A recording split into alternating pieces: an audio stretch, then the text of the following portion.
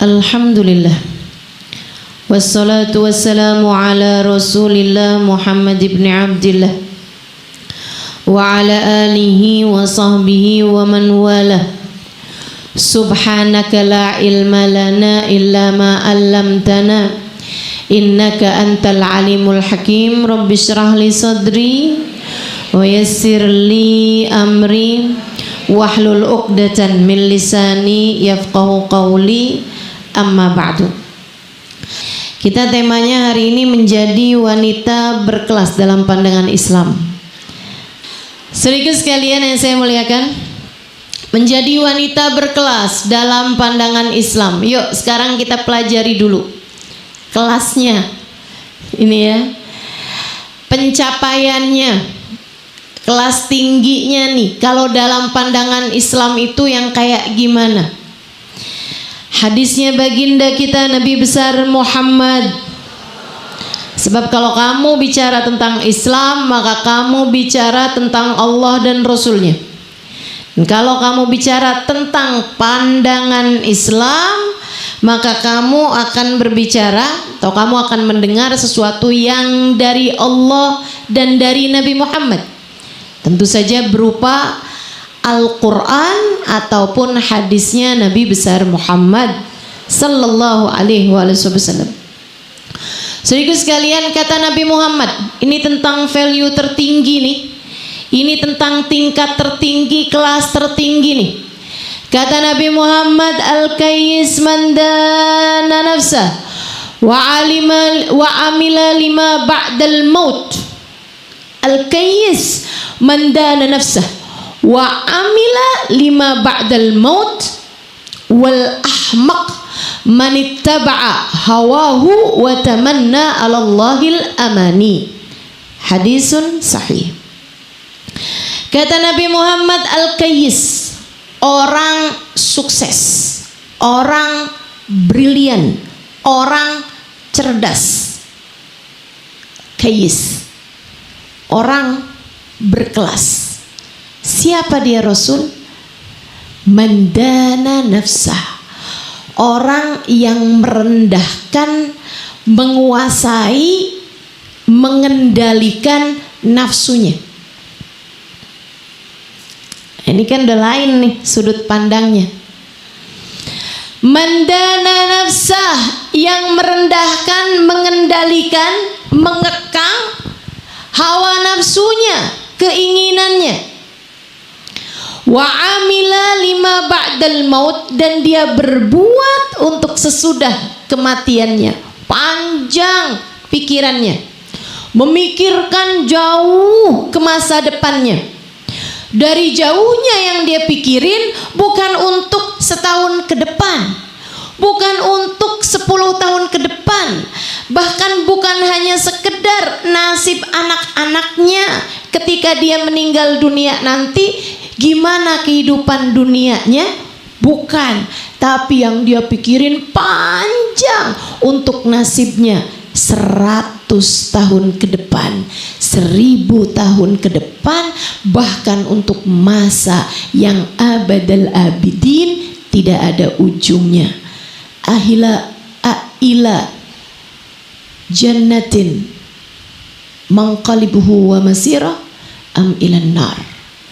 Apakah dia kembali kepada surga dan dia kekal di dalamnya, ataukah dia kembali ke dalam neraka dan dia kekal selamanya di sana? Itu orang berkelas versinya Nabi Muhammad, yang mana Nabi Muhammad itu gak ngomong apapun melainkan dari Allah. Kata Allah, alladzi la yantiqu anil hawa in huwa illa wahyun yuha. Nabi Muhammad ketika bicara tidak pernah bicara dari hawa nafsunya, tidak pernah bicara dari dirinya, tidak pernah bicara dari keinginannya. Akan tetapi semua yang dia sampaikan adalah wahyu dari Allah Tuhannya. Maka kata Nabi, orang berkelas, dan karena kita perempuan, wanita yang berkelas adalah wanita yang mampu merendahkan hawa nafsunya, yang mampu mengendalikan hawa nafsunya, yang mampu mengekang hawa nafsunya, dan dia berbuat sesudah saat kematiannya. Wal ahmaq, kata Nabi Muhammad, sementara orang yang bodoh, sementara orang yang bahasanya biar enak apa ya, dungu. Wal ahmaq, sementara orang bodoh, orang dungu, orang yang enggak paham, enggak ngerti. Ini saya mau ngomong bahasa takutnya dibilang kasar nih ya. Tapi sebenarnya teman-teman, ahmak itu di atasnya balid, hamakoh di atasnya baladah. Kalau orang balid, orang yang bodoh, itu diajarin jadi faham. Orang yang nggak ngerti dikasih tahu jadi mengerti. Tapi kalau ahmak, di atasnya itu udah dikasih tahu juga kagak paham-paham. Ini namanya orang yang sok tahu. Kamu tahu bagus, tapi sok tahu nggak bagus. Sok tahu nih yang beginian nih, atau bahasa kasarnya rada PA aja dah.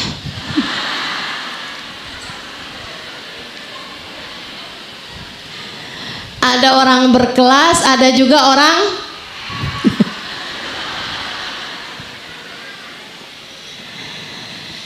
siapa mereka wahai Rasul? Orang yang bodoh ini, kata Nabi Muhammad, si dungu ini, kata Nabi Muhammad, manittaba'a hawah, dia mengikuti hawa nafsunya. Dia pengen ngomong, dia ngomong. Dia kepengen marah, dia marah. Dia kepengen tambahin hidung, ditambahin.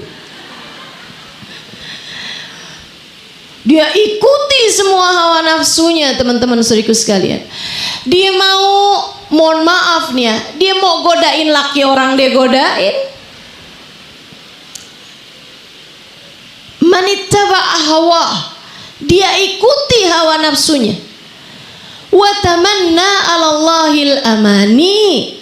Tapi kalau dikasih tahu, kalau ditegurin, kalau ada ustazah menyampaikan, ada ulama menyampaikan, ada ustadz menyampaikan, dia kemudian bilang, ah tenang aja, Allah Maha Rahman Rahim.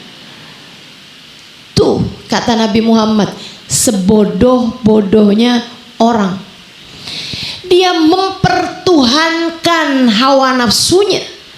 Dia mengikuti semua kemauan hawa nafsunya, tapi dia berangan-angan dari Allah Subhanahu wa ta'ala.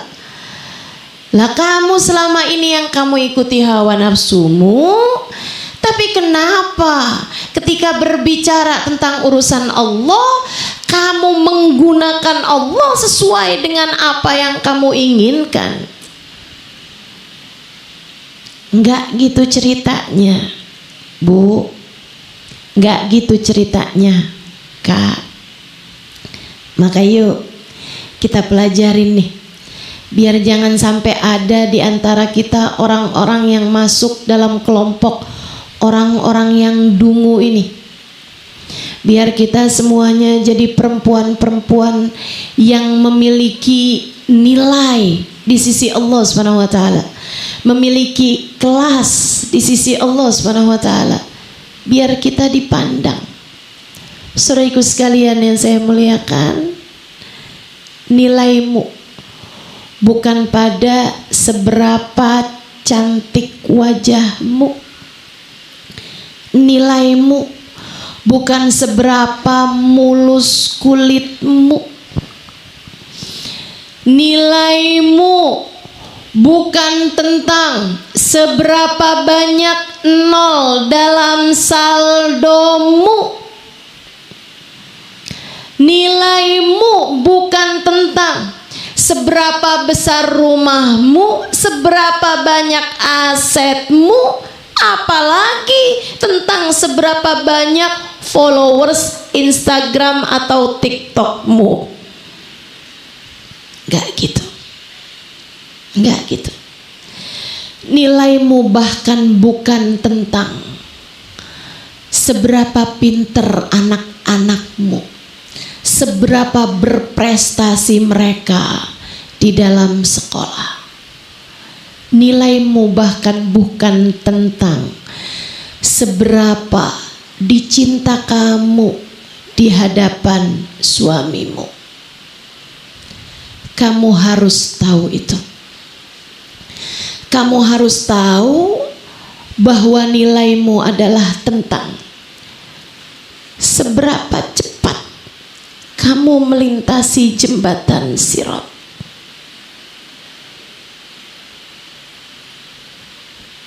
Saya ulangi. Nilai kamu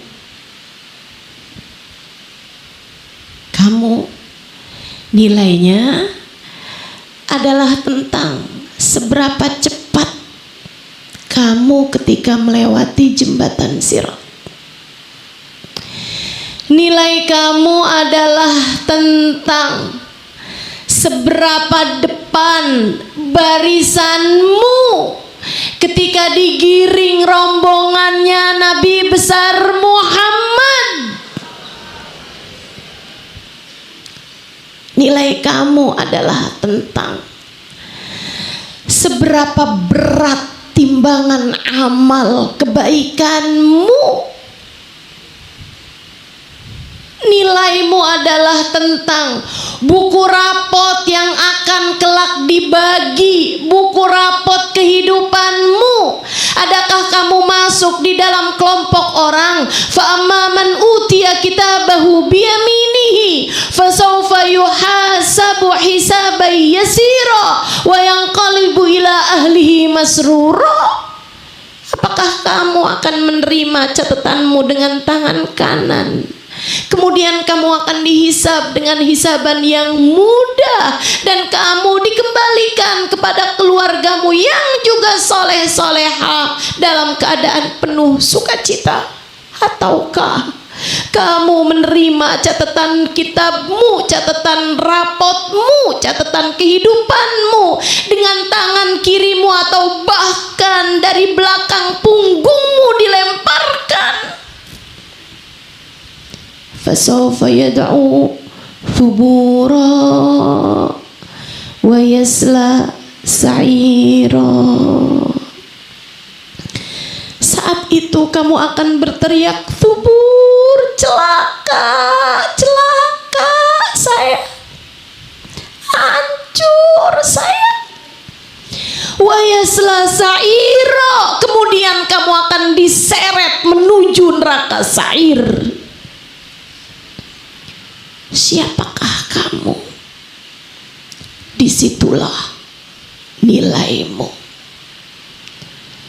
disitulah kelasmu.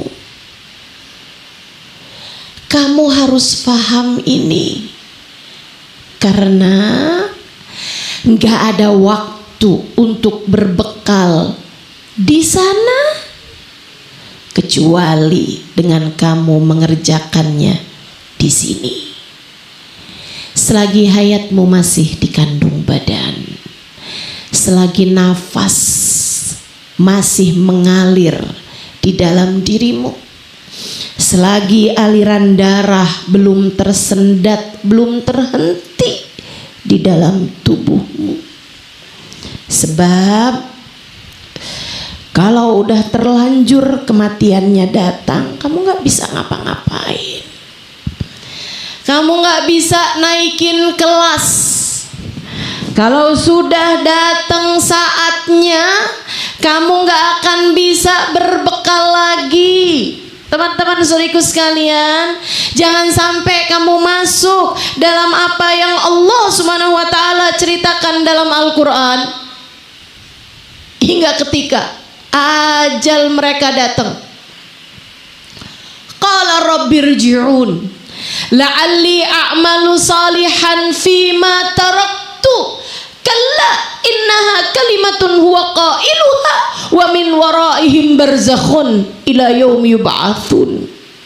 Kata Allah, ada orang-orang yang ketika ajal datang menjemput mereka, mereka jadi baru ngerti urusannya dan baru nyesel.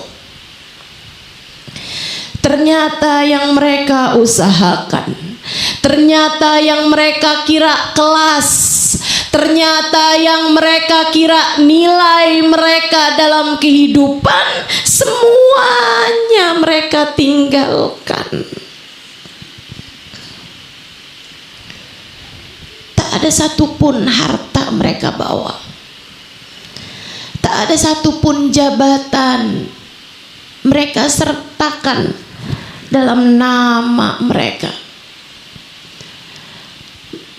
Ketika datang ajal menjemputnya, ternyata cinta siapapun tak bermanfaat kala itu.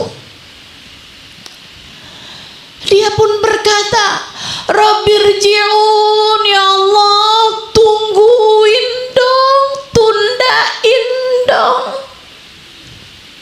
Ya Allah, kasih saya waktu sedikit lagi aja.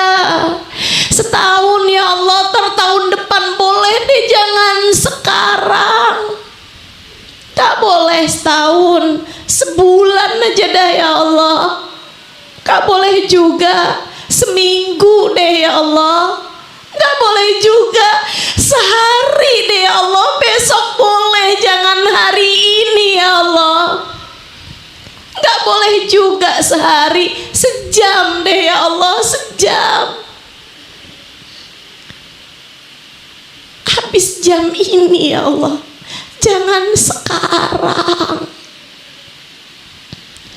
La'alli a'malu salihan fima taraktu, akan segera saya berbuat baik ya Allah, akan segera saya beramal soleh ya Allah. Saya akan segera sedekah, saya akan minta maaf, saya akan sholat, saya akan ibadah, saya akan menghadiri majelis-majelis ilmu, saya akan kerjakan semuanya. Lali a'malu sholihan fima taraktu, saya akan kerjakan semua yang selama ini saya tinggalkan.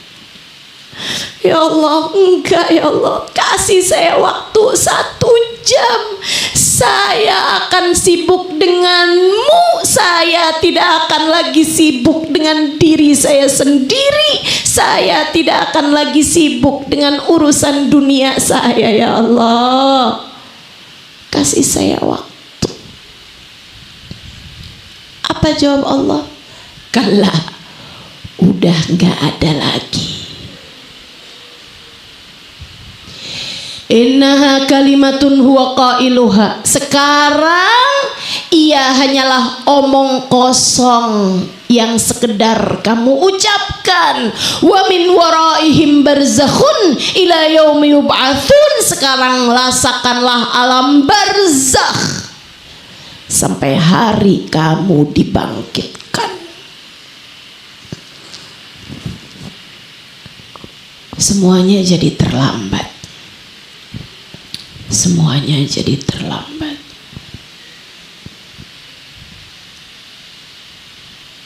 Bagaimana? Nilai kamu bukan tergantung dari seberapa panjang belajarmu, sebanyak hafal apapun hafalanmu. Enggak. Nilai kamu ada pada bagaimana Allah memandangmu, teman-teman. Bagaimana Allah memandang. Yuk, belajar. belajar biar punya kelas yang cukup. Kalau bisa sih berkelas, kalau bisa berkelas tinggi, tapi nggak bisa, sekurangnya selamatin diri. Kalau nggak bisa jadi bernilai, sekurangnya jangan terusir.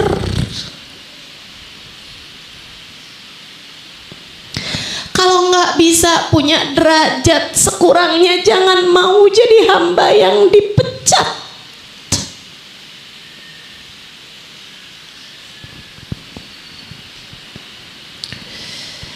Kalaupun tidak dalam barisan di depan, sekurangnya jangan sampai dikeluarkan dari rombongan.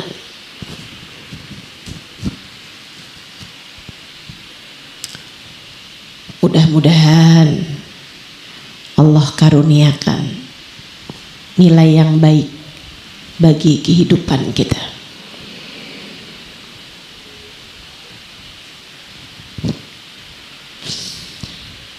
Gimana caranya Ustazah? 1, belajar. Ada ilmunya. Ilmu apa nih? Ilmu yang bikin kamu jadi lebih dekat dengan Allah Subhanahu wa Ta'ala. Nyarinya di mana Ustazah? Bukan di mana, tapi dari siapa. Sebab ilmunya, pengajar utamanya baginda Nabi besar Muhammad. Dari Allah Subhanahu wa Ta'ala turun kepada Nabi Muhammad. Allah sampaikan lewat Nabi Muhammad melalui malaikat Jibril. Kurang apa kamu?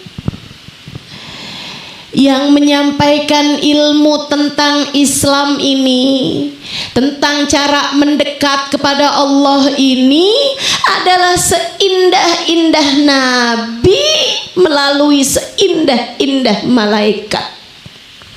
Semulia-mulia Nabi melalui semulia-mulia malaikat. Saudariku sekalian, mau kamu bandingkan dengan apa? Mau kamu sandingkan levelnya ilmu agama ini pakai apa? Nggak ada yang cukup, nggak ada yang pantas, nggak ada yang worth it. Ilmu apapun aja, ilmu apapun aja kamu pelajari, jika kamu minim ilmu agama, nggak ada artinya apa-apa. Kamu pelajari ilmu tentang badan, tentang tubuh manusia, mau kamu sandingkan dengan ilmu tentang sang pencipta tubuh manusia, gimana mau sebanding? Ilmu agama ini ilmu mempelajari tentang Allah, ilmu mempelajari tentang cara hidup menuju surga, ilmu yang akan kamu bawa sampai masuk ke dalam alam kuburmu. Kamu harus mendapatkannya, teman-teman. Pelajari dari para ulama-ulama yang telah menghabiskan waktu mereka secara serius untuk mempelajari agama ini, kemudian menyampaikannya kepadamu. Alhamdulillah, kamu tinggal di Indonesia nggak kurang-kurang ulama-ulama soleh yang bisa kamu dengarkan untuk membuatmu lebih mengenal Allah, lebih dekat dengan Allah. Nggak kurang-kurang. Dan alhamdulillah, kita tinggal nih di masa di mana bahkan kalau kamu tinggal di daerah nggak ada ulama, kamu tetap bisa mendengarkan Sebab sekarang mendengarkan agama semudah kamu membalik telapak tangan. Handphone di tanganmu, tinggal buka. Ada banyak ulama-ulama soleh menyampaikan ilmu mereka. Alhamdulillah, alhamdulillah. Kamu bayangkan 20 tahun yang lalu nggak begitu mudah. Saya di masa kecil saya mau pergi majelis, mau dengerin kajian, ya harus berangkat ke pondok pesantren, meninggalkan keluarga. Saudaraku sekalian yang saya muliakan, mau mendengarkan hadisnya Nabi Muhammad harus pergi ke majelis-majelis ilmu. Zaman sekarang keadaan menjadi begitu mudah. Bahkan sambil nyetrika, sambil masak, betul? Sambil baringan, sampai sering banget ada nenek-nenek cerita sama saya, Ustazah, saya berasa deket sama Ustazah, tiap hari saya ditemenin sama Ustazah. Temenin apa, Nek? Saya dengerin suara Ustazah tuh, Ustazah, walaupun minta maaf ya Ustazah, saya dengerin salamnya doang. Habis itu ketiduran lah.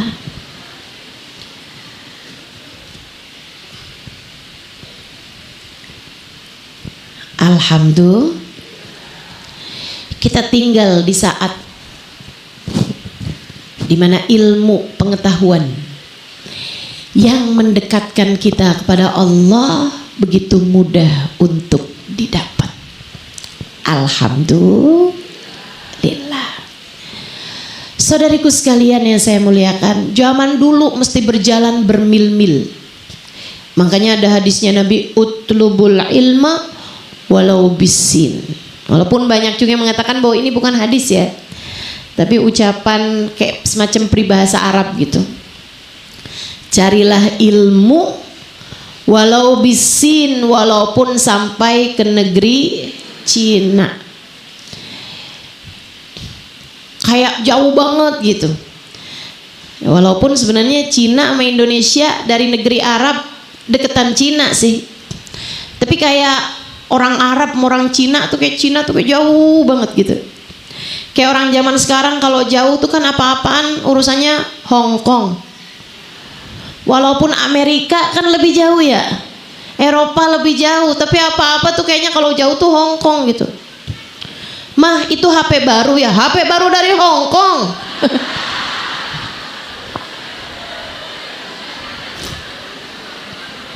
Iya kan? Begitu. Tuntut ilmu, pelajari. Dari siapa? Dari para ulama. Ustazah, para ulama tuh maksudnya ustadz? Belum tentu. Maksudnya ustazah? Belum tentu. Maksudnya semua kiai, semua abaib? Enggak gitu. Tapi ulama. Ulama-ulamanya Allah. Karena teman-teman, ini saya kasih tahu juga. Nabi Muhammad bercerita, sayati zaman ala ummati kathir khutaba'uhu qalil ulama'uhu. Akan datang waktu bagi umatku banyak tukang ceramahnya, sedikit ulamanya. Yang ceramah banyak, yang ulama dikit. Ulama tuh yang kayak gimana? Ulama itu yang mempelajari agama, mengetahui agama, dan menyampaikannya, mendekatkanmu kepada Allah, mendekatkanmu kepada Allah. Bu, ini saya kasih tahu aja prinsipnya. Kalau kamu hadir di satu majelis, habis selesai kamu hadir di majelis tersebut, yang bertambah adalah cintamu kepada dunia, bukan ulama. Kalau kamu hadir di sebuah majelis, yang bertambah adalah senengmu kepada orang-orang yang bahkan tidak mendekatkanmu kepada Allah. Senangmu mohon maaf kepada pejabat fulan, kepada artis fulan, kepada penyanyi fulan misalnya. Tidak mendekatkanmu kepada cinta Allah dan Rasulnya, bukan ulama. Kalau senangmu kepada dunia bertambah, ambisimu kepada dunia bertambah, bukan ulama. Kalau sepulangmu dari majelis yang kamu ingat adalah candaan-candaannya, bukan bagaimana cara hatimu menata jalan menuju Allah Subhanahu wa ta'ala, maka bukan ulama. Gampang. Istafti qalbak, lihat hatimu. Lihat hatimu. Kamu hadiri, kemudian periksa rasa hatimu. Kalau ternyata tidak mendekatkanmu kepada Allah dan Rasulnya, enggak nambahin cintamu kepada akhirat, enggak nambahin pengenmu untuk mendekat kepada sang baginda pemilik syafaat, Nabi besar Muhammad sallallahu alaihi wa ala alihi wa sahbihi wasallam. Ia bukan ilmu yang dimaksudkan oleh Allah Subhanahu wa ta'ala dan Rasulnya. Atau kamu hadir di sebuah majelis malah tambah jadi bikin bingung. Kenapa bingungnya? Kemarinan dengar katanya ziarah makam Nabi itu sunnah, ibadah, adem, nyenengin. Kok ini malah katanya bid'ah? Katanya kita nanti kalau ke Madinah pergi ke Raudhah buat sholat doang, tapi nggak perlu berziarah ke makam Nabi karena Nabi Muhammad sudah meninggal. Kok saya bingung ya? Kemarinan hadir ke majelis taklim katanya kita disuruh banyak-banyak baca sholawat. Sholawat adalah senjata paling ampuh untuk mengalahkan berbagai macam kesulitan dalam kehidupan. Ini saya hadir majelis katanya kita nggak boleh banyak-banyak baca sholawat. Baca sholawat itu hukumnya bid'ah. Hanya beberapa sholawat aja yang Nabi Muhammad ajarin, itu pun gak perlu banyak-banyak. Saya kok jadi bingung ya? Yang bikin kamu bingung, tinggalkan. Kamu jangan bilang gak apa-apalah, yang namanya majelis ilmu mah sama aja. Saya hadir di sana, saya hadir di sini, saya ambil yang bagusnya. Dari mana kamu tahu yang mana yang bagus? Kamu tuh gelas kosong. Bagaimana kamu tahu yang mana yang bagus? Kalau dua-duanya menyampaikan dari hadis, dua-duanya nyampein dari ayat. Yang satu hadisnya, aktsiru minas salati alayya, aqrabukum minni majlisan yaumal qiyamah aktsarukum alayya salatan. Yang paling banyak, yang paling dekat tempatnya denganku di hari akhirat nanti, kata Nabi Muhammad, yang paling banyak baca sholawatnya kepadaku. Sementara yang satu menyampaikan hadisnya, kullu bid'atin dhalalah wa kullu dhalalatin finnar. Semua yang gak dibuat sama Nabi Muhammad itu adalah bid'ah, dan semua bid'ah adalah sesat. Semua kesesatan membawa seseorang kepada neraka. Nabi Muhammad gak baca sholawatnya Imam Syafi'i. Imam Syafi'i kan datang sesudahnya Nabi Muhammad, 200 tahun sesudah wafatnya Nabi Muhammad. Nabi Muhammad gak baca sholawatnya Imam Syafi'i. Maka kamu baca sholawatnya Imam Syafi'i itu bid'ah. Nabi Muhammad tidak melakukannya. Wa kullu fi bid'atin dhalalah, dan semua bid'ah itu adalah sesat. Wa kullu dhalalatin finnar, kata Nabi Muhammad, semua bid'ah, semua kesesatan akan membawa seseorang kepada api neraka. Jadi maksud dia orang baca sholawat masuk api neraka? Kamu gak usah repot-repot mikir dalil ina itu segala macam teman-teman. Kamu mikirnya pakai hati aja. Mikirnya pakai hati aja. Kalau orang baca sholawat masuk neraka, yang masuk surga siapa? Saya tanya dah. Yang masuk surga siapa? Ini saya sampaikan ini teman-teman saudaraku sekalian, karena memang ada orang-orang yang mikirnya sampai segitunya. Saya pernah nih membahas di sebuah majelis yang ternyata yang hadir orang-orang yang pikirannya sudah terkontaminasi dengan hal-hal semacam itu. Saya sampaikan sama mereka, Sayyidina Ali Zainal Abidin punya ibadah tiap malam sholat 1000 rakaat. Nih kan, kalau orang pikirannya jernih, wih hebat banget ya itu. Punya karomah, punya keramat, punya kemuliaan, dimuliakan Allah sampai setiap malam bisa sholat sunnah nyampe 1000 rakaat. Kita biar kita ngebut juga nggak nyampe bu segitu. Betul? Kamu kalau dengar ada walinya Allah, kekasih Allah, sholat tiap malam 1000 rakaat, apa pikiran kamu? Hamba tercinta di sisi Allah, sampai Allah muliakan dengan mampu sholat 1000 rakaat, bukan begitu? Bukan begitu? Nah ini pikiran yang jernih. Saya habis selesai majelis bu, ada yang bilang sama saya, Ustazah, sholat sampai 1000 rakaat apa nggak bid'ah Ustazah? Lah, bukannya Nabi Muhammad tuh kalau sholat cuma sampai 11 rakaat Ustazah. Orang kalau sholatnya banyak-banyak begitu Ustazah, apa nggak bid'ah? Wa kullu dhalalatin wa kullu bid'atin dhalalah. Kata Nabi kan semua bid'ah adalah sesat dan semua kesesatan masuk ke dalam api neraka.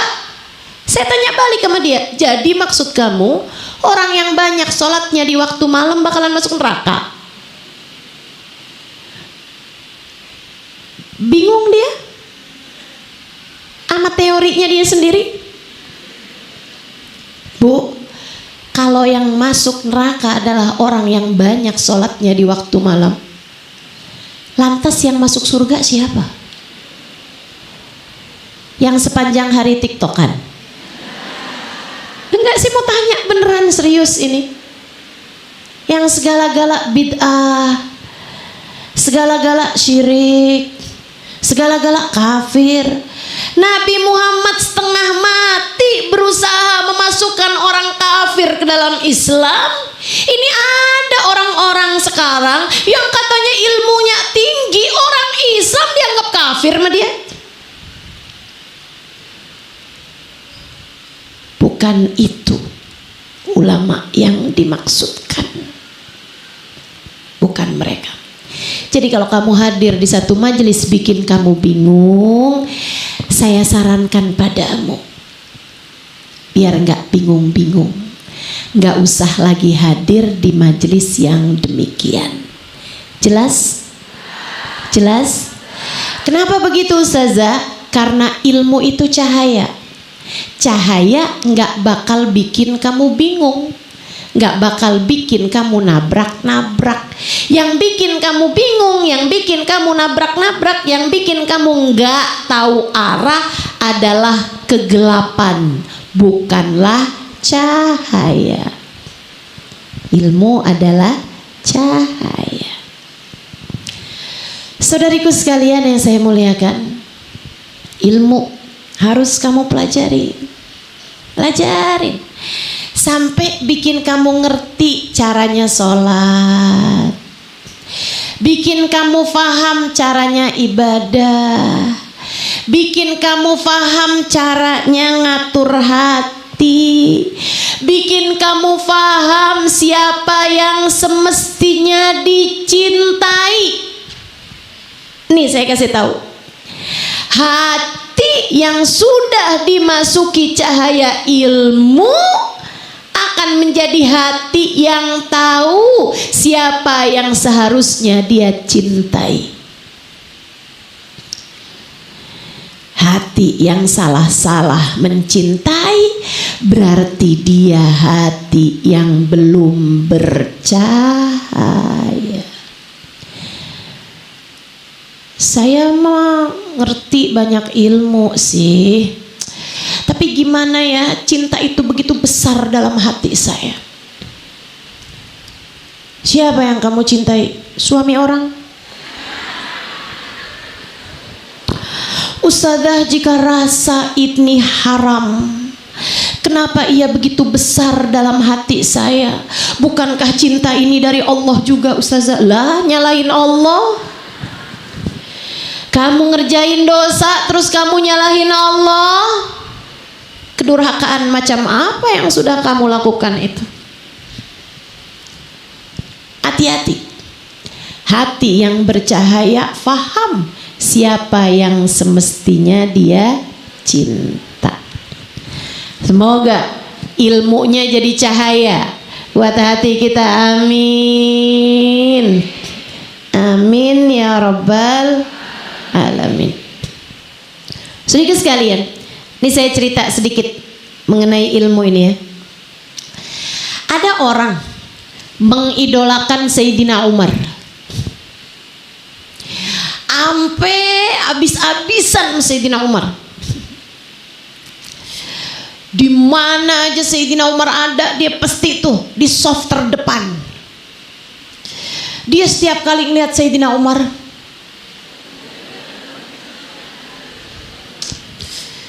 pokoknya tersepona.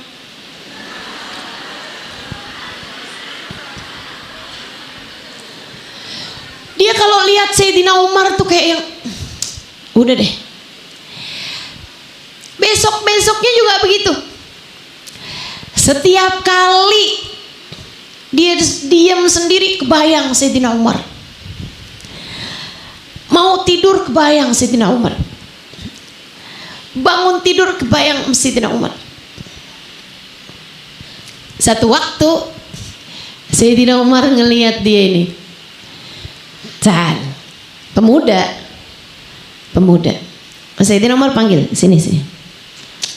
Bawa masuk ke rumah Sayyidina Umar. Diapain? Diajarin. Dikasih tahu tentang Allah. Diceritakan tentang Rasulullah. Sayyidina Umar kasih tahu tentang Allah dengan caranya Sayyidina Umar. Dikasih faham siapa Allah dalam hidupnya. Terus berjam-jam Sayyidina Umar bersama dengan orang tersebut. Bu, tapi ini tentang Sayyidina Umar, Bu ya, ilmunya murni langsung dari Nabi Muhammad sallallahu alaihi wasallam. Sayyidina Umar yang ngasih tahu tentang Allah langsung Nabi Muhammad. Nabi Muhammad yang ngasih tahu tentang Allah langsung Allah Subhanahu wa taala.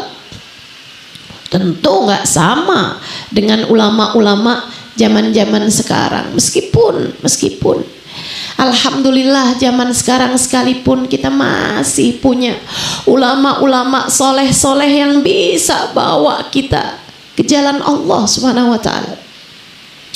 Ala kulli hal. Ustazah, ala kulli hal itu maksudnya apa sih? Pokoknya gitu. Pokoknya nih Bu nih, Sayyidina Umar sampein kepada dia nih tentang Allah Subhanahu wa taala. Udah tuh. Ibu-ibu sekalian, habis hari itu dia tetap cinta kepada Sayyidina Umar. Tapi dengan cinta yang berbeda. Dia tidak harus ada di barisan depan. Dia nggak harus memandang Sayyidina Umar dengan pandangan mata. Dia sekarang lebih suka mendengarkan Sayyidina Umar dengan telinga batinnya, dengan telinga hatinya. Hingga kemudian orang-orang pada bilang, tuh sekarang nggak kayak dulu lagi tuh dia, nggak ngidolain Sayyidina Umar lagi tuh dia, nggak segitunya cintanya Sayyidina Umar. Satu waktu Dia ditanya sama orang, apakah sekarang cintamu kepada Sayyidina Umar berkurang? Dan dia jawab ucapannya, dengerin, nih ilmu kalau udah masuk di hati seseorang, udah enggak segitunya ama yang nyampein, udah nyampe kepada yang disampaikan, udah nyampe ke tujuan. Dia bilang, ba'dama arafta rabba Umar fala ahtaju ila Umar. Sesudah saya kenal Tuhannya Umar bin Khattab. Mohon maaf ya, mohon maaf, saya ada keliru sedikit ceritanya. Teman-teman saudara sekalian, ini untung kelirunya sekarang, kalau enggak saya susah setengah mati nih mau benerinnya. Alhamdulillah, Allah kasih inget ceritanya sekarang. Teman-teman saudara sekalian, orang kemudian bertanya kepada Sayyidina Umar, orang cerita sama Sayyidina Umar, Sayyidina Umar, inget gak tuh mau pemuda yang itu tuh, yang dulu-dulu selalu aja di sofa yang paling depan? Iya, kata Sayyidina Umar, inget saya, yang ada tai lalatnya sebelah saya. Itu dia Sayyidina Umar. Kenapa tuh? Kata Sayyidina Umar, dia sekarang sudah nggak lagi mengidolakanmu wahai Umar. Sayyidina Umar menjawab, ba'dama arafta rabba Umar fala ahtaju ila Umar. Bukan, dia bukan sedang tidak lagi mencintai Umar, akan tetapi sesudah dia kenal Tuhannya Umar, dia tidak lagi memerlukan Umar. Bu, terkadang nih kita cari ilmu, ada seseorang yang membuat kita, dia nih guru saya. Akhirnya kita cinta. Kayak tadi tuh, memandangnya dengan terpesona. Ini Bu, saya lagi ceritain tentang diri saya. Ketika saya belajar berguru kepada guru-guru saya kayak gitu, saya sering jatuh cinta sama guru saya. Dalam artian positif, jangan dikira mau jadi istri kedua, kagak.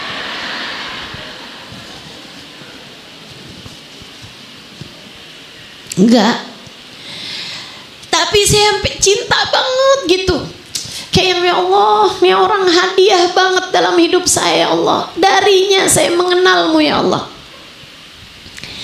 Ibu-ibu saya sekalian, sampai kemudian waktu berjalan, ketika pada akhirnya saya tahu nih yang mana tujuan, yang mana jalan. Saya cinta guru saya, tetap saya cinta. Saya tetap memandangnya dengan linangan air mata. Tetap. Saya tetap menganggap beliau adalah cahaya dalam hidup saya. Akan tetapi saya lebih suka mendengarnya lewat mata batin saya, lewat telinga batin saya, dan mendengarnya lewat pandangan mata hati saya. Enggak harus yang kayak desek-desekan, datang dari malam.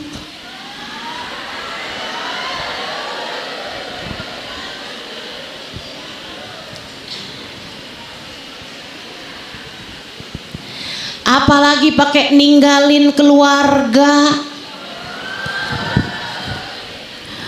suaminya seminggu nggak dikasih makan apa-apa,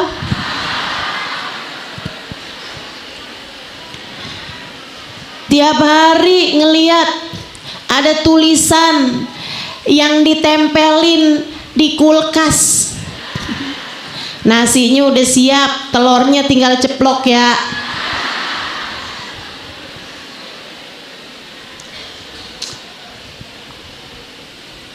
Jangan gitulah. Enggak gitu. Alhamdulillah kita sekarang berada di zaman seperti yang tadi saya sampaikan, begitu mudah menuntut ilmu gitu ya. Kita belajar dari para ulama-ulama. Kalau kita bilang, wah nih benar-benar bisa nyampein kita kepada Allah Subhanahu wa taala. Kalau gitu mulailah berjalan. Bu, kendaraanmu sehebat apapun, secepat apapun, tidak akan bisa menyampaikanmu ke tempat tujuan jika tidak mulai kamu hidupkan, jika tidak mulai kamu kendarai. Wih, ini cepet banget nih mobil saya nih, ganti saya nih, mobilnya keren banget dah. Terus kamu mau kemana sebenarnya? Ke Surabaya nih, saya lagi dicari mobil nih. Habisnya itu kemudian, kok kamu nggak berangkat ke Surabaya? Oh, ganti mobil. Kenapa gitu? Ada yang lebih cepet. Kayak gitu tuh keadaan orang-orang yang ngaji doang tapi nggak diamal-amalin. Ilmumu itu cahaya, betul. Akan tetapi nggak jadi apa-apa kalau kamu tidak mempraktekannya dalam kehidupan. Dipakai ilmunya. Kamu udah tahu sholat, kamu udah tahu berjamaah sholat 27 kali lipat, kamu udah tahu saat paling indah antaramu dengan Allah adalah saat sepertiga malam terakhir. Tahu dari kapan itu? Tahu dari zaman dulu bukan?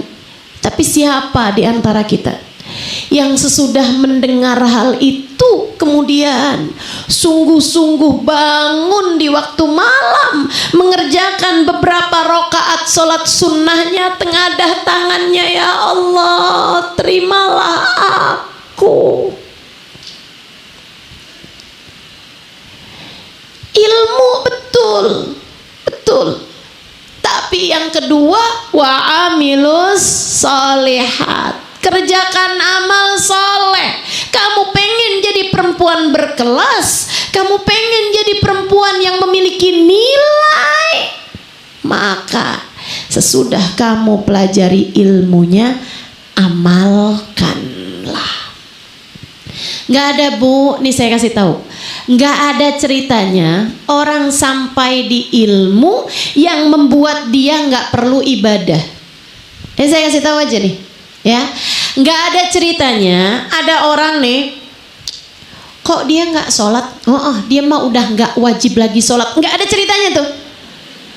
Saya kasih tahu orang yang nggak wajib sholat, itu cuma 2 orang bu. Satu, orang yang mati. Begitu kamu mati nih, kamu udah gak wajib sholat lagi. Itu satu. Sama yang kedua, orang yang gila.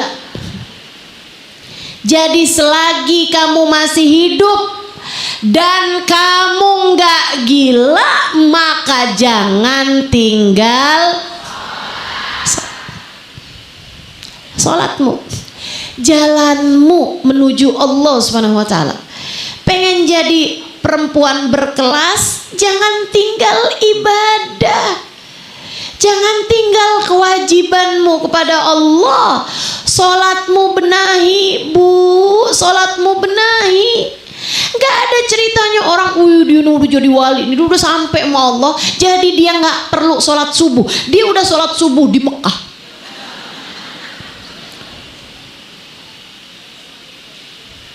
Ibu-ibu saudariku sekalian yang saya muliakan, enggak ada ceritanya begitu. Kamu diwajibkan sholat di sini, ya di sini kamu mesti mengerjakan sholat. Ibu saudariku sekalian, ini biar jelas juga nih ya, saya ceritain. Saya mau banyak ceritanya bu, tenang aja. Ustazah kok nggak lupa ya ustazah ya, banyak cerita ustazah gitu. Ibu nggak tahu aja, yang saya lupa lebih banyak lagi bu. Pagi udah tua-tuaan gini nih, Allah ya Allah. Ini cerita salah satu dari yang pernah diceritakan guru saya, Sayyidil Habib Umar bin Hafid. Ceritanya gini, Ada seorang santri, seorang murid, nggak di pesantren, tapi maksudnya berguru kepada seorang guru gitu. Dia tuh waktunya ngaji ba'da maghrib ke isya. Jadi sebelum maghrib tuh dia udah jalan tuh, udah jalan pergi majelis, pergi ke masjid, dia hadir di situ dari maghrib, kemudian habisnya maghrib nerima ilmu dari gurunya, habisnya nerima ilmu dari gurunya, datang isya, sholat berjamaah isya, habis selesai itu dia selesai tambahin witir-witir beberapa rakaat terus pulang. Tiap hari dia kayak gitu, selain dari waktu-waktu yang lain. Istiqomah sampai bikin setan sebel. Ibu nggak tahu setan suka sebel sama orang-orang yang istiqomah. Ibu ya, ada aja gitu. Ibu-ibu juga nih kadang-kadang udah siap-siap ustazah mau majelis, terus ada aja gitu ustazah. Itu kadang-kadang juga tuh setan nggak suka keistiqomahan kita. Tapi kalau urusannya itu yang nyegah adalah suami karena dia minta untuk jangan pergi, udah jangan pergi bu. Mesti jelas nih ya, mana yang prioritas dalam kehidupan kita. Ibu-ibu sekalian, nih si muda ini nih, setan sebel aja sama dia nih istiqomah. Satu waktu bu, dia habis selesai majelis, habis selesai sholat maghrib nih, dia berasa perut dia mules. Jadi dia pun keluar dari masjid, pamitan keluar dari masjid. Waktunya dia mau balik lagi ke majelis, disamperin sama orang. Dia bilang, dek, dia nggak tahu nih yang nyamperin nih setan. Ustazah ada gitu ustazah, setan nyerupain manusia. Ada terkadang kalau setannya itu udah susah buat ngegodain hati seseorang. Jadi kalau masih kayak kamu nih, kamu nggak usah takut sama setan. Nggak akan setan ada nyerupain orang itu, nggak ada. Nggak usah khawatir ya. Tadi saya lihat setan, nggak ada itu, nggak ada. Tapi emang beneran loh ustazah, saya suka ngelihat gitu sekelebatan. Wah kamu salah lihat aja. Tapi bukannya ada ustazah jin, iya jin ada. Tapi kamu juga nggak usah takut sama jin. Saya kasih tahu teman-teman, kita nih kan kalau lagi sakit, kalau lagi ini suka kadang-kadang ngerasain sesuatu yang nggak sesuai merasanya, kayak makanan manis jadi pahit gitu kan, bu. Jin itu kalau lagi lemah atau kalau lagi ada masalah, dia kemudian kelemahannya itu membuat dia tampak di hadapan manusia.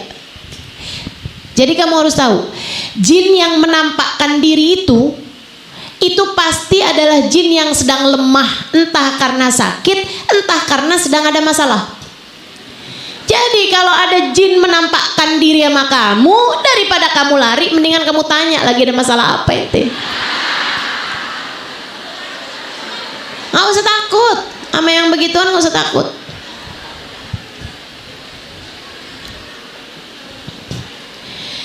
Nih ibu-ibu sekalian, jadi nih dia disamperin sama orang, dia bilang, dek, ada yang biasa ngaji di sana itu kan sama syekh ini. Oh iya betul, kamu sekarang mau ngaji di sana? Dek, kamu kan pernah tuh diceritain tentang surga. Iya, pengen nggak lihat surga? Pengen, yuk, pengen lihat surga? Ikut yuk. Surga kan, kamu mau kasih saya lihat surga? Ayo. Bu, dia diajak jalan-jalan lihat surga. Beneran lihat surga. Wah, ada sungai-sungai, ada bidadari cakep-cakep, ada pemandangan-pemandangan indah, ada gedung-gedung yang indah-indah, istana mewah-mewah, megah-megah. Sampai datang waktu isya, dia bilang, nih sekarang udah isya, kita harus keluar. Dia bilang, ayo keluar bu. Kedengaran adzan isya, kemudian dia pun keluar. Dia ngerasa udah punya keramat, bisa ngelihat surga. Dia nggak cerita-cerita sama siapapun tuh hari. Dia simpen aja, takut kalau diceritain ntar dia kenikmatannya hilang. Terus dijanjiin, besok kalau kamu mau lihat surga lagi, di sini ya ba'da maghrib. Oh iya, besokannya nih ba'da maghrib dia keluar dari masjid yang mestinya dia mendengarkan ilmu. Dia keluar, akhirnya ibu-ibu sekalian, dia ketemu lagi tuh sama tuh orang kemarin, dibawa lagi, liatin surga. Udah tuh. Begitu adzan Isya, balikin lagi. Di jalan situ lagi dia. Jalan lagi sholat Isya, kemudian pulang. Hari ketiga kayak gitu lagi. Hari keempat gurunya liatin dia nih, waktunya maghrib. Pergi lagi nih. Oh, hari ketiga diliatin. Hari keempat habisnya Isya, panggil sama gurunya. Ta'al ya waladi. Nak sini nak. Habis Isya. Iya Syekh. Kamu tadi habis maghrib kemana?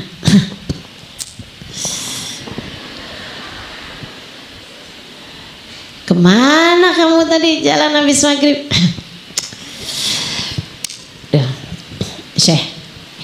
Syekh kayaknya nggak perlu deh saya ceritain Syekh. Muridmu ini udah sampai Syekh, udah nyampe nih, udah punya keramat bisa lihat surga, gimana nggak nyampe? Kata sayanya, gimana coba ceritain sama saya.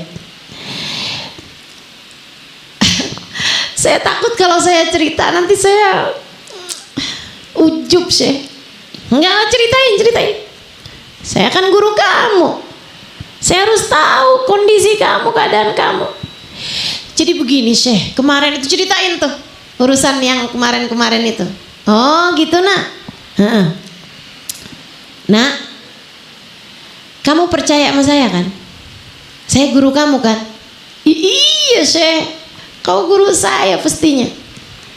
Nak, kamu percayaan sama orang itu atau sama Nabi Muhammad? Ih, sama Nabi Muhammad lah Syekh. Sama Nabi Muhammad. Nah, Nabi Muhammad bilang, "Idza marartum biriyadil jannah farta'u."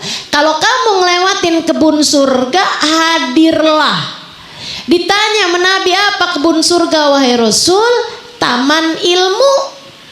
Majelis ilmu, majelis zikir. Ketika kamu ingat Allah, ketika kamu berzikir menyebut nama Allah, ketika kamu hadir di satu majelis dan itu membuatmu ingat sama Allah, disitulah namanya taman surga. Ada seseorang yang mengatakan taman surga yang lain yang membuatmu tidak menghadiri taman surganya Nabi Muhammad, berarti taman surganya siapa tuh? Tapi ini beneran surga Syekh. Saya lihat bidadari, saya udah tahu sekarang tampangnya bidadari kayak gimana. Saya udah lihat sungai-sungainya Syekh. Kata saya gini, oke, sekarang gini aja. Kamu kalau diajakin pergi ke surga lagi, ya udah kamu jalan. Tapi nanti nih, begitu kamu dibilangin suruh keluar dari surga karena udah datang waktu Isya, kamu bilang, "Oh, enggak, saya nggak mau keluar." Jangan mau keluar. Bilang aja, orang kalau udah masuk surga nggak mau keluar lagi. Orang masuk surga mana Bu yang mau keluar lagi? Ibu ya, orang kalau udah masuk surga nggak ada Bu yang mau keluar lagi. Baik Syekh. Si murid nih tetap kekeh bahwa yang dia lihat itu adalah surga. Jadi malamnya saat habis selesai sholat maghrib, dia keluar. Ketemu tuh sama si yang tadi itu. Kemudian dia bilang, "Ayo kita lihat surga, ayo. Lihat nih Bu surga." Kedengaran adzan maghrib, adzan Isya. "Ayo, sekarang waktunya kita keluar." Ogah. "Ayo kita keluar nih. Ini udah waktunya kamu keluar." "Enggak mau saya." "Ayo cepetan keluar." "Ogah. Ayo buruan keluar." Enggak ada ceritanya. Orang kalau udah masuk surga nggak mau keluar lagi. Pokoknya saya nggak mau keluar. Cepetan keluar. Enggak mau keluar. Keluar. Enggak mau. Keluar. Enggak. Tiba-tiba gelap semuanya. dan dia ada di gundukan sampah. Ternyata yang dia lihat hanyalah fata morgana. Ternyata yang dia lihat bukan kenyataan sesungguhnya. Jadi Bu, jangan mau dikelabuhi, jangan mau dikelabuhi. Jalan surga itu kita tempuh, bukan kita nikmati sekarang, bukan. Bukan. Kita buat surga di dunia ini. Amilus salihat, kata Allah Subhanahu wa taala. Orang selamat wa amilus salihat. Beriman dengan landasan ilmu kamu tuh sampai bikin kamu kenal sama Allah Subhanahu wa taala, sampai kamu bikin faham siapa Allah Subhanahu wa taala dalam kehidupanmu. Dialah sang pengendali, dialah sang pemilik hidupmu, sang pemberi rizki. Itu satu, harus kamu punya ilmu yang membuat kamu beriman dengan hakikatnya iman. Kemudian yang keduanya wa amilus saleh. Kerjakan amal saleh. Kerjakan sholat, baca zikir, baca sholawat, ibadah pada Allah Subhanahu wa ta'ala. Terus kamu gak sholat, terus kamu bilang Allah Maha Rahman, Allah Maha Rahim. Bu, ibu bayangin ya, diri ibu nih yang suka sholat subuh kesiangan, ada. Duhur nggak keburu, ada. Asarnya udah kemagriban, ada. Kadang nih takut nggak keburu asar, asarnya saya duluin aja barengan sama duhur. Ada yang pernah begitu? Kalau kamu sedang dalam perjalanan panjang lebih dari 82 km nggak apa-apa, emang syariat memperbolehkan. Tapi timbangan pergi ke pasar Tanah Abang, sholat kamu jamak-jamak tuh gimana ceritanya? Daripada nggak keburu ustazah, lah nggak keburu karena apa? Maksud kamu nggak keburu sholat tuh karena apa? Karena apa? Saudaraku sekalian yang saya muliakan, bukankah hidupmu adalah untuk ibadah? Lah kok kamu sampai nggak keburu sholat tuh karena apa? Ibu-ibu saudaraku sekalian yang saya muliakan, kalau kamu nih asarnya nggak keburuan, kemudian maghribnya keisyaan, isyanya ketiduran, subuhnya kesiangan, terus kamu bilang Allah Maha Rahman, Allah Maha Rahim. Yang penting tuh beriman, Tuhan kita Allah, Nabi kita Nabi Muhammad. Tenang aja, urusan ibadah mah sholat tuh nomor 2. Maksudnya dia dari rukun Islam. Ibu-ibu saudaraku sekalian yang saya muliakan, nih yang kayak begini kamu bayangin aja, kamu punya anak nih, terus kamu bilang, nak makan. Oh enggak, saya makan mah, ditumpahin tuh makanan. Mama makan baik. Makanan yang kamu udah bikin ditumpahin sama dia. Nak bersihin makanannya. Enggak mau. Ayo cepetan bersihin makanannya. Oh nggak mau bersihin makanannya. Kamu mau pukul ya? Nggak makan baik. Sebel nggak kamu mau modelan kayak begini? Tiap hari kayak gitu. Lama-lama kamu pukul nggak nih anak? Kamu pukul. Apalagi kalau udah urusannya yang gede-gede, teman-teman saudaraku sekalian. Apalagi kalau urusannya udah yang besar-besar, bukan hanya sekedar menumpahkan makanan.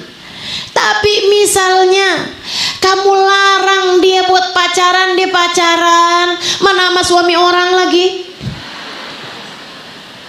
Habis itu dia hamil di luar nikah. Terus dia bilang, mama kan baik. Kayak apa kamu rasanya sama dia? Keluar kamu dari rumah sini. Bukan begitu? Demikian pula Allah Subhanahu wa ta'ala. Allah kasih kewajiban kepadamu, teman-teman, kerjain. Allah larang kepada kamu, larangan-larangannya tinggalin. Jangan kemudian kamu bilang Allah maha pengampun, Allah maha pengampun. Enggak gitu ceritanya. Allah maha rahman, Allah maha rahim. Betul, Allah maha rahman, maha rahim. Tapi wa rahmatullahi qaribun minal muhsinin. Rahmat Allah itu dekat buat hamba-hambanya yang selalu berbuat kebaikan. Kalau kamu berbuat kebaikan, rahmat Allah dekat denganmu. Tapi kalau kamu melanggar aturan-aturan Allah, kamu tinggalkan kewajiban-kewajiban, maka kamu jauh dari rahmatnya Allah. Satu, ilmu hingga kamu meraih iman. Dua, amal soleh. Kamu kerjakan perintahnya, kamu tinggalkan larangannya. Dengan itu kamu menjadi perempuan berkelas. Ada lagi Ustazah? Ada. Apa itu? Taubat. Taubat. Taubatin dosa-dosamu. Saya nggak punya dosa banyak kok Ustazah. Siapa bilang? Saya nggak pernah bunuh orang. Ya iyalah. Saya nggak pernah zina. Saya tahu. Saya nggak minum minuman keras loh Ustazah. Tapi kamu ngomongin orang. Tapi kamu nyakitin orang, iya. Kamu bohong. Kamu memandang laki-laki yang bukan suamimu dengan pandangan nafsu. Ganteng Ustazah.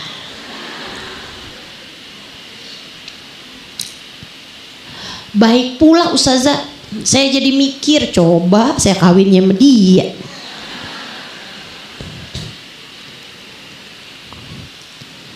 Kamu pikir itu gak dosa? Kamu pinjol, kamu pikir kamu gak dosa? Kamu ambil hutang riba, kamu pikir kamu gak dosa? Atau kamu pikir dosamu kecil gitu? Saudariku sekalian yang saya muliakan, itu bukan urusan dosa kecil, bukan urusan dosa kecil. Atau misalnya yang bukan hakmu kamu ambil. Nemu Ustazah, nemu. Di mana nemunya? Di saku suami saya. Nemu Ustazah, di lacinya rumah saudara saya. Nemu Ustazah, di mana? Di pengajian. Ketemu sendal lebih bagusan dari sendal saya. Bu, dosa itu dosa. Atau kamu menuntut suamimu hingga akhirnya yang haram-haram dikerjakan oleh suamimu dalam mencari rezeki. Kamu pikir itu dosa kecil? Itu dosa besar. Tapi kan bukan saya Ustazah yang ngerjainnya, kan suami saya. Tapi kamu menjadi penyebabnya. Karena tuntutan-tuntutan darimu itu. Saya kasih tahu saudariku sekalian, man lam yubali min ayyi babin dakhala alaihi rizq lam yubalillah min ayyi wadin min audiyati jahannam ahlakah. Kata Nabi Muhammad, siapa yang gak peduli dari mana rezeki masuk ke dalam hidupnya, maka Allah gak peduli di lembah neraka jahanam yang mana Allah akan hancurkan dia. Siapa yang tidak peduli rezeki masuk halal atau haram, maka Allah nggak peduli di tempat mana Allah akan hancurkan dia. Taubatilah dosa-dosa, tinggalilah dosa-dosa, tempuhlah jalan takwa, tempuhlah jalan takwa. Kalau kamu dagang-dagangnya yang benar, jangan nipu orang. Kalau kamu terkait urusan harta, hati-hati sama duit orang, hati-hati sama duit orang. Kamu utang tapi niat nggak dibayar, itu hukumnya haram dari sejak awal. Dan hati-hati bu, bikin jenazahmu panas sampai semua hutangmu lunas dibayar oleh keluargamu. Dan kalau sampai kamu meninggal dunia, hutangmu ini, hutang yang emang dari awal niat gak dibayar, sampai gak dibayar, gak pernah dibayar sama keluargamu, jangan salahkan siapa-siapa. Kalau di akhirat nanti kamu tidak selamat. Hati-hati, hati-hati, hati-hati. Ibu-ibu sekalian, Nabi kita Muhammad sallallahu alaihi wasallam, kalau ada sahabatnya meninggal dunia, Nabi nggak nanya, bu, dia sholat tahajudnya gimana? Nabi nggak nanya urusan sholatnya. Nabi nggak nanya apakah dia pernah haji apa enggak, apakah dia pernah ibadah apa enggak. Enggak. Yang ditanyakan Nabi alaihi din, punya utang nggak nih? Punya utang nggak? Oh, dibilang enggak Rasul, Nabi nyolatin dia. Tapi begitu dibilang na'am alaihi din ya Rasulullah, iya Rasul, dia punya utang, matinya bawa utang. Ini hutang yang emang dia niat dibayar ya, dia niat dibayar cuman belum dibayar aja gitu. Nabi nggak mau nyolatin orang yang meninggalnya punya utang. Bu, hadisnya sahih. Biar kamu tahu, jangan melulu hadis kullu bid'atin dhalalah wa kullu dhalalatin finnar yang tidak kamu pahami sesuai dengan konteks yang kamu pelajari. Saya kasih tahu, orang mati bawa utang bermasalah. Ini bukan hutang riba, hutang biasa dan dia niat mau bayar, cuman meninggal dunia belum sempat bayar utang. Ibu-ibu sekalian, Nabi nggak akan mau nyolatin dia. Kenapa? Nabi tahu nyolatin orang punya banyak hutang nggak manfaat. Nabi tahu syafaatnya tidak sampai kepada orang yang matinya bawa hutang. Bu, kalau sampai syafaat Nabi Muhammad aja nggak nyampe, apa yang menurut kamu bisa sampai? Kamu nih hadir maulid berharap syafaat, nangis-nangis waktunya qiyam berasa deket sama Nabi Muhammad, kamu mati bawa utang boro-boro syafaat. Andai Nabi masih hidup, Nabi gak akan mau nyolatin kamu.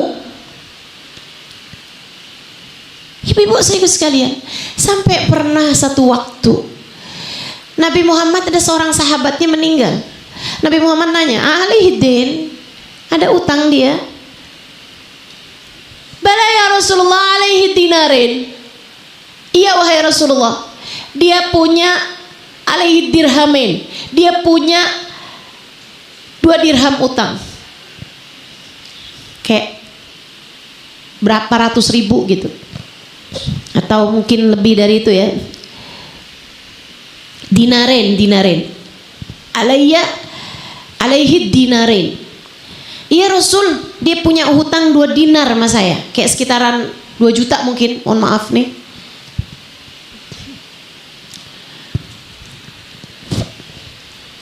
Katanya Nabi Muhammad, kalau gitu saya nggak mau nyolatin dia. Ada sahabatnya kesian sama dia nih, kalau sampai Nabi Muhammad nggak nyolatin dia. Ya Rasulullah, alaihi dinarin. Abu Qatadah namanya. Dia bilang, Rasul, saya deh yang bayarin utangnya Rasul. 2 dinarnya saya Rasulullah yang nanggung. Saya yang nanggung 2 dinarnya. Nabi kemudian bilang, Kalau gitu kamu urusan sama dia ya. 2 dinarnya tuh dia yang mau bayarin. Iya Rasul. Dah tuh. Nabi mau nyolatin dia. Ibu-ibu sih sekalian, Abu Qatadah yang cerita ini. Katanya Abu Qatadah, itu beberapa hari saya nggak punya duit buat bayarin hutang orang ini. Di masa-masa itu saya nggak mau ngeliatin muka saya di hadapan Nabi. Padahal sahabat tuh Bu paling seneng kalau udah ada di hadapan Nabi Muhammad.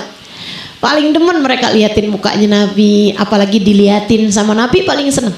Tapi Abu Qatadah bilang, saya dalam hari-hari sebelum saya bayar utang, bisa bayarin utang, bukan bayar utangnya dia nih Bu, bayar utangnya temennya. Itu saya nggak berani tampil, nggak berani keliatin muka di hadapan Nabi Muhammad. Kenapa? Tiap kali Nabi lihat saya, Nabi Muhammad bilang, ya Abu Qatadah, itu dinarin. Abu Qatadah, kamu udah bayar tuh yang 2 dinar. Malu saya. Jadinya saya nggak mau kelihatan muka di hadapan Nabi Muhammad. Ini saya cerita ini biar kamu ngerti betapa bermasalahnya hutang itu. Saudara sekalian, katanya dia sampai saya bisa bayar hutangnya orang itu, saya datengin rumahnya, saya samperin, saya bilang, Rasul, nih, saya bilang nih utangnya ya. Baru abis itu saya berani tampil di hadapan Nabi Muhammad. Bener aja, begitu ngeliat muka saya, Nabi Muhammad langsung bilang, ya Abu Qatadah, aku dari dinarin. Abu Qatadah, kamu udah bayarin tuh yang 2 dinar. Dia bilang, al-an qadaituhuma ya Rasulullah. Ini baru aja nih saya lunasin 2 dinarnya wahai Rasulullah. Apa jawab Nabi? Al-an baruda jildu ya Abu Qatadah. Kalau begitu baru aja adem jenazahnya sahabatmu itu wahai Abu Qatadah. Hati-hati sama hutang. Apalagi kalau hutangnya berbunga. Apalagi kalau dari sejak hutang, kamu tahu nih utangnya nggak berbunga, utang sama saudara kamu sendiri, sama keluarga kamu sendiri, sama temen kamu sendiri. Dan dari awal kamu emang niat nggak mau bayar. Hati-hati, hati-hati. Teman-teman saudaraku sekalian yang saya muliakan, sering saya sampaikan padamu, sesedikit apapun yang kamu punya cukup untuk membiayai hidupmu. Kamu niat nih sekarang nih, kesulitan apapun saya nggak mau utang. Sesulit apapun saya nggak mau hutang riba. Sesulit apapun saya nggak mau utang riba. Dan kalau kesulitannya benar-benar urusan makan, kamu kemudian ngambil utangan sama saudara kamu, harus sungguh-sungguh kamu niatkan dalam hatimu, ya Allah mudahkan saya melunasinya. Bu, saya sampaikan ini karena kebanyakan dari kita tuh kalau utang, urusannya cuman karena mau beli iPhone 17.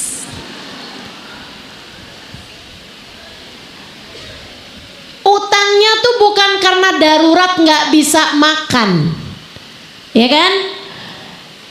Nih saya kasih tahu, sesedikit apapun uangmu cukup untuk membiayai hidupmu, namun sebanyak apapun uangmu nggak akan cukup untuk membiayai gaya hidupmu.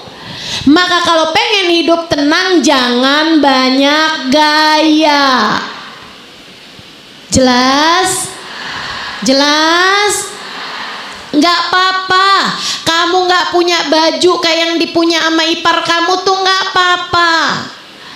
Handphone kamu cuman bisa buat telepon sama SMS doang tuh nggak apa-apa. Kalau memang segitu doang kok kebutuhan kamu tuh nggak apa-apa. Nggak apa-apa teman-teman. Saya punya banyak temen yang nggak pegang HP, nggak apa-apa.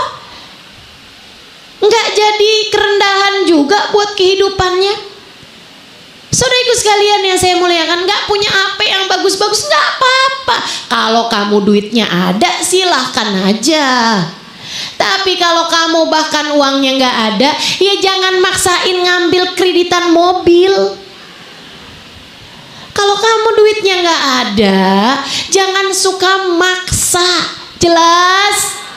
Jelas? Pengen bikin pesta, utang sana, utang sini. Habisnya ustazah, kan rumah saya kecil. Kalau kawinannya pestanya kecil-kecilan doang tuh kan malu sama tetangga. Sampai kamu ngambil hutang. Ibu-ibu sekalian dah gampang, kawin aja di KUA. Udah, nggak usah repot-repot. Apa-apa jangan dibikin repot. Tinggalkan dosa, taubatin dosa, taubati dosa. Itu adalah syarat mutlak. Untuk kemudian yang terakhir, ibu-ibu sekalian, nggak kalah pentingnya, pengen jadi perempuan yang bernilai mahal di sisi Allah Subhanahu wa Ta'ala, jaga hatimu, jaga hati. Hatimu tuh dijagain. Nilai kita yang paling besar hati kita, Bu. Nilai kita paling besar hati kita. Innallaha la yanzur ila suwarikum wala ila absyarikum walakin yanzur ila qulubikum. Allah nggak melihat kepada badan kalian, fisik kalian. Yang Allah lihat adalah hati kalian. Ustazah cepetan selesaiin apa sih? Saya dari tadi tersinggung mulu nih. Bu, luka itu kalau diobati perih. Artinya nih yang saya sedang sampaikan adalah obat untukmu. Kalau kamu berasa kesel, tersinggung, marah, itu adalah hawa nafsumu. Kamu melakukan hal tersebut, kamu ngerasa nih dari tadi nih kesel nih. Aduh, itu yang lagi kesel hawa nafsu kamu tuh. Nah ya, nggak apa-apa, biarin aja. Teman-teman saya sekalian, niatin, saya mau amalin. Berat sih, tapi saya mau amalin. Begitu, biar ilmunya jadi obat, biar pelajarannya jadi cahaya, memandu kita melewati kehidupan di atas muka bumi ini. Besok-besok kalau mau buka pinjol, ingat-ingat ucapan saya, Allah jangan sampai ntar jenazah saya panas, jangan sampai ntar saya di hari akhirat nggak bisa kumpul sama Nabi Muhammad, jangan sampai ntar di hari akhirat saya nggak bisa dapat syafaat Nabi Muhammad. Besok-besok tiap kali ada keinginan hati untuk melakukan perbuatan dosa, deketin laki-laki hanya pengen mendapatkan transferan dari dia. Ingetin, jangan sampai saya seneng di dunia sebentar bikin saya tersiksa di akhirat nanti. Jangan sampai ini terjadi. Yuk, bersihin hati dari segala dosa-dosanya. Udah nggak usah sibuk sama aibnya fulan, aibnya faltan. Udah nggak usah sibuk sama keadaannya orang-orang di luaran sana.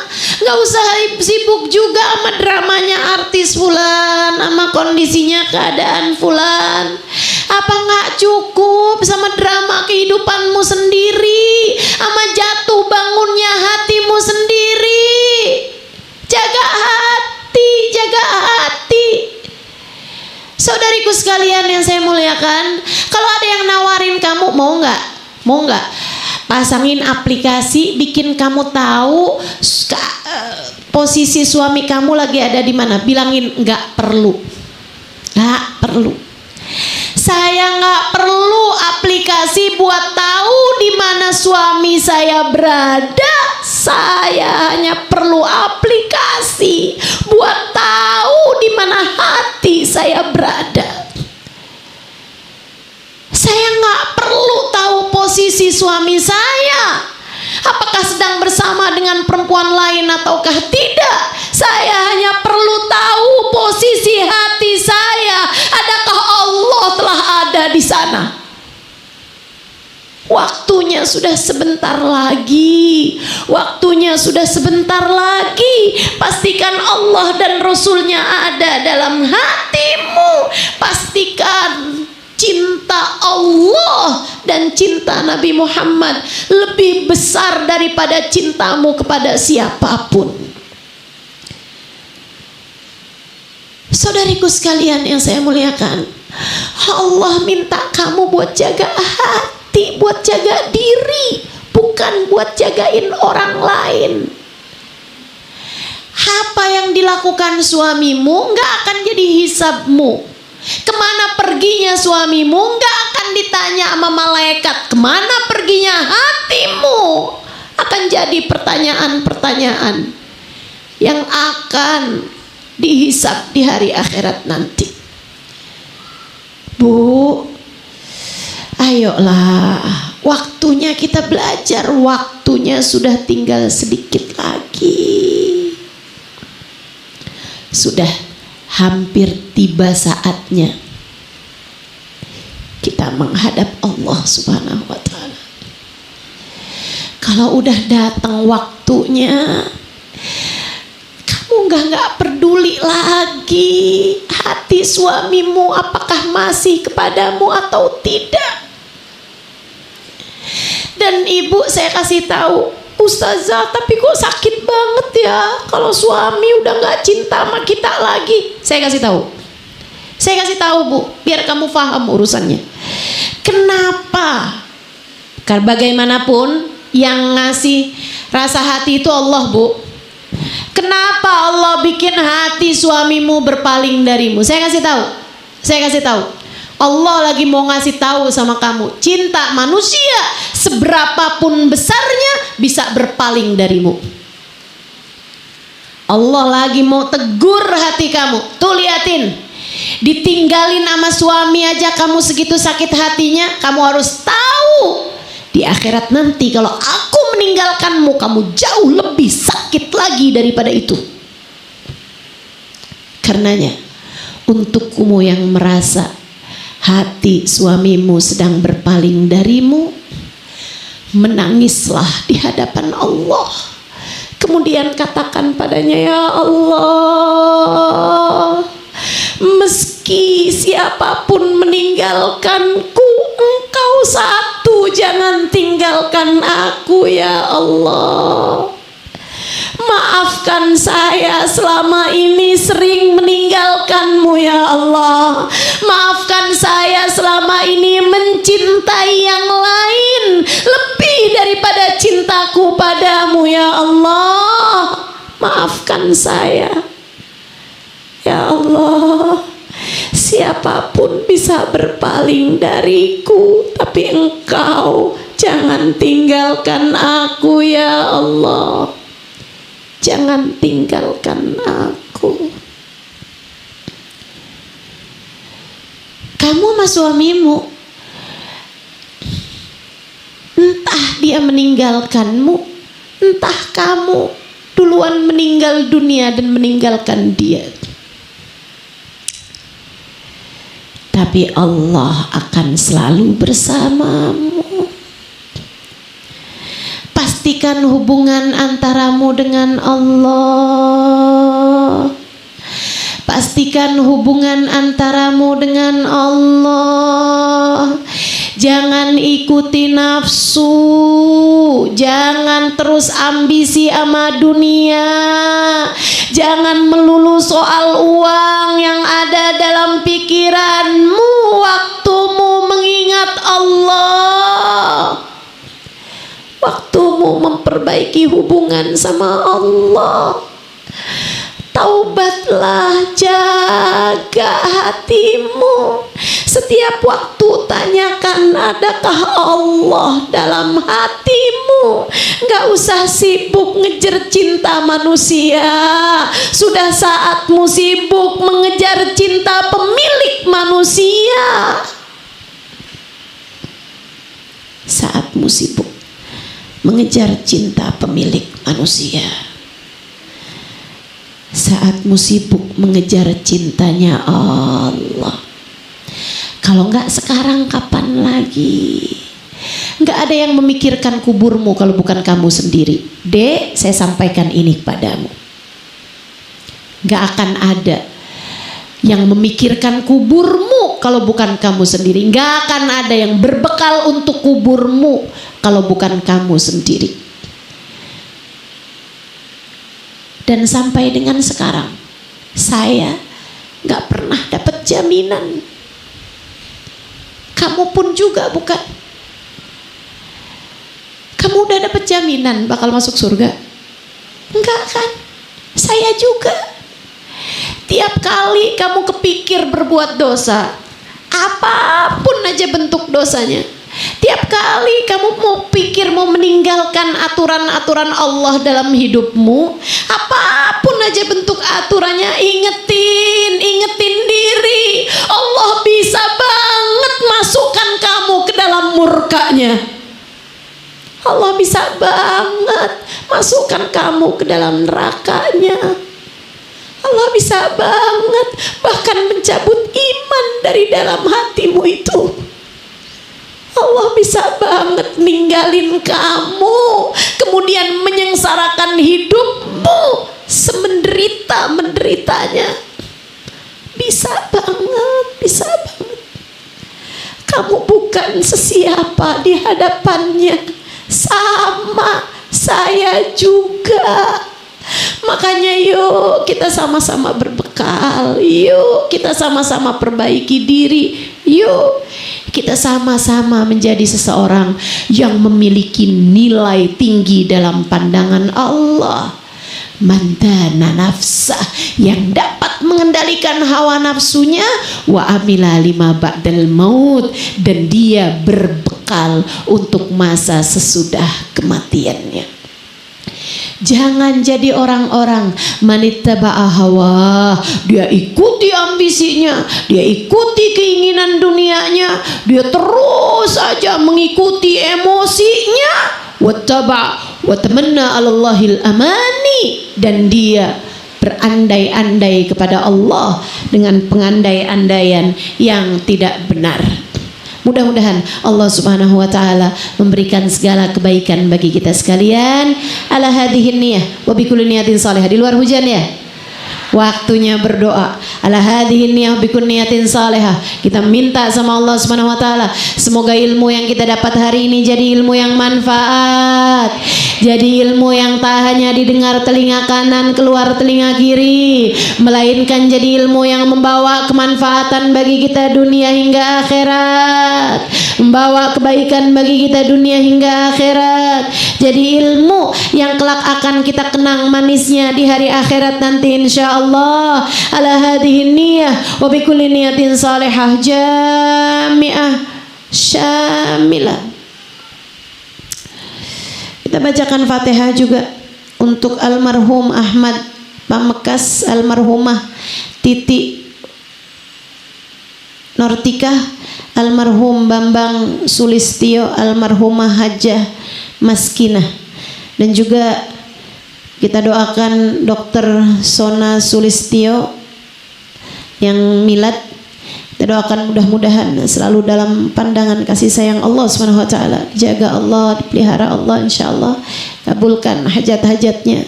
Kita juga doakan yang sedang sakit-sakit di antara kita, mudah-mudahan Allah berikan kesembuhan. Ada sahabat saya sedang sakit juga, doakan mudah-mudahan Allah Subhanahu wa taala angkat penyakitnya. Sehat seperti sedia kala, diangkat semua penyakit zahir batinnya. Semua yang sedang sakit-sakit di antara kerabat kita, sahabat kita, mudah-mudahan Allah angkat semua penyakitnya insyaallah. Sehat zahir batinnya kita semuanya nih, penyakit-penyakit cinta dunia, penyakit-penyakit ujub, penyakit kesombongan, penyakit suka pamer, penyakit ria, penyakit sum'ah. Semua penyakit-penyakit dalam diri kita, hasud, iri, dengki, mudah-mudahan Allah sehatkan semuanya insyaallah. Allah sehatkan semuanya. Ala hadhihi niyah bi kulli niyatin salihah bi niyati syifa wa bi niyati anna Allah yaghfir lahum wa yarhamhum ghasyahum birahmal maghfirah wa ila hadratin nabi al-fatihah. A'udzu billahi minasyaitonir rajim. Bismillahirrahmanirrahim. Alhamdulillahirabbil alamin. Arrahmanir rahim. Maliki yaumiddin. Iyyaka na'budu wa iyyaka nasta'in ihdinas siratal mustaqim siratal ladzina an'amta 'alaihim ghairil maghdubi 'alaihim waladdallin amin. Allahumma bihaqqil Fatihah birmatil Fatihah barakatil Fatihah taftah lana abwabal khair tu'amilana muamalat ahlal khair takfina min jamil fitan wal mihan bu'us wa dhair innaka wali kulli khair mutafaddil bi kulli khair birahmatika ya arhamar rahimin. Allahumma shfi mardana wa afi mubtalana. Allahumma rabban nas adhibil bas ishfi anta syafi wa afi antal muafi shifaan la yughadiru saqaman wala alama. Ya Allah, pandanglah semua yang hadir dalam majlis ini dengan pandangan kasih sayang-Mu. Benerin hati kami ya Allah, benerin pikiran kami ya Allah, karuniakan ilmu yang manfaat bagi kami ya Allah, karuniakan guru yang dapat membimbing kami dalam kehidupan ya Allah. Ya Allah, ya Allah, ya Allah, ampuni dosa-dosa kami ya Allah, tutup aib-aib kami ya Allah, kenalkan kami padamu ya Allah, bimbing kami di jalan-Mu ya Allah, bimbing kami di jalan-Mu ya Allah. Kami mohon padamu ya Allah, hidupkan kami dalam keadaan baik, matikan kami dalam keadaan baik, matikan kami dalam husnul khatimah.